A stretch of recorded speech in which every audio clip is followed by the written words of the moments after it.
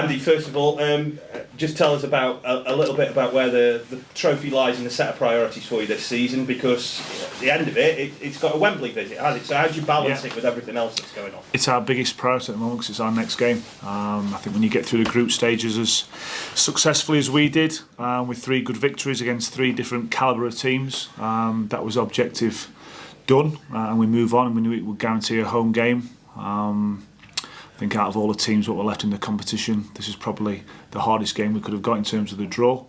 But it's a game we look forward to. We thought of Barnes, we were very good when we played them in the league game a couple of months ago. So yeah, we're expecting a really tough game. But as you say, the carrot at the end of the competition is to go and play at Wembley, so that's all the motivation the group needs. Without giving the game away, the fact that you've not got a game at a weekend, would that inform your team selection a little bit because you've got longer to recover before Plymouth? Yeah, obviously we don't play at the weekend. I think we've had, as I say, three really good results, varying quality of performance with different groups of players who've come into the team, stayed in the team from the previous game, coming back from injury. So there's a variety of things that we can do, and we'll leave it as open as we possibly can do.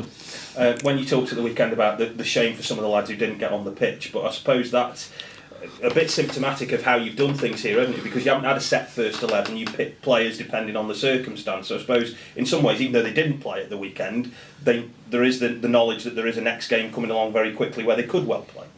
Absolutely, and that's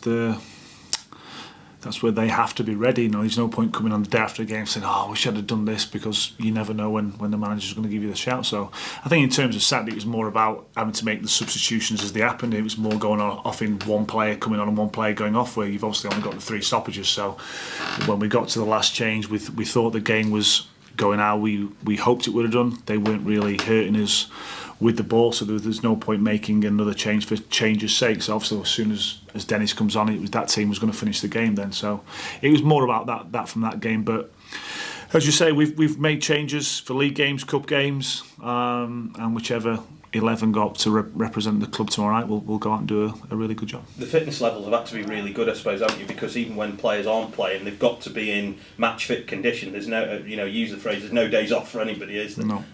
No, and agreed. And I think, in the olden days, maybe people said, "Oh, you only get match fitness from games." I still get that a little bit, but I think if you apply yourself Monday to Friday, you do make Saturday a little bit easier. So, if you're playing or not, obviously we have to adjust the training load and schedule for players if they're not playing or they're not trying to peak for a Tuesday or a Saturday. They have to do work at different stages of the week. And so far, when players have come in, fitness has certainly not been an issue to them. James Wilson played at the weekend. Again, I know we spoke about it might have been a surprise to many, but I suppose that that there is a lad in there who wants to play, doesn't he? He's not played as many games this season as he would have liked to have done through his own fitness problems. Absolutely, I think when he came back for pre-season, he was flying. He really was in good physical and mental shape. Obviously picked up the injury in pre-season and then picked up the impact injury at Wickham, which obviously knocked him back a little bit. But as soon as Ellis picked up the 5th caution at Oxford, he was ready, let's say. He was communicating that he was ready and he wanted to be available for that game, which is massive credit to him. So as I say, after the game, we know the qualities that James brings.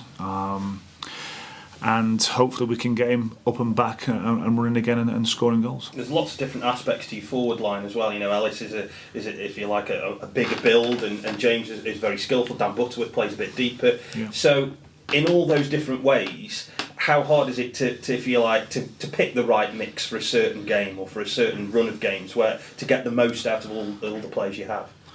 I think when you're doing the amount of work we do as a coaching department, as an analytical department, trying to plan at least 2 games ahead for what we expect the opposition to play. It helps with our planning for the previous game, the next game coming up. So we're trying to expose the weaknesses of the opposition while also playing to our strengths as a group as well. And I think we have changed personnel, but that personnel or those players have come in and have known their role.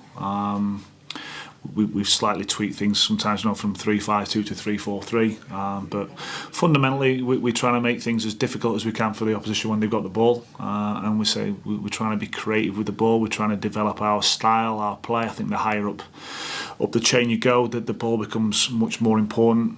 And you're trying to limit the amount of turnovers and the amount of time the opposition spend with the ball in dangerous areas. And I think on Saturday, we stressed throughout the week that we had conceded a number of goals in the previous 3 games, and the collective group had to make it much harder for the opposition on Saturday, which we did. We nullified Charlton's threats. They had the ball and a number of passes in non-dangerous areas of the pitch, and we scored a fantastic goal in areas that we knew we could transition from, where they would leave space. So well done for the players, well done to MJ and to Callum for exposing things within their game model, and we took advantage and we scored a fantastic goal and they didn't.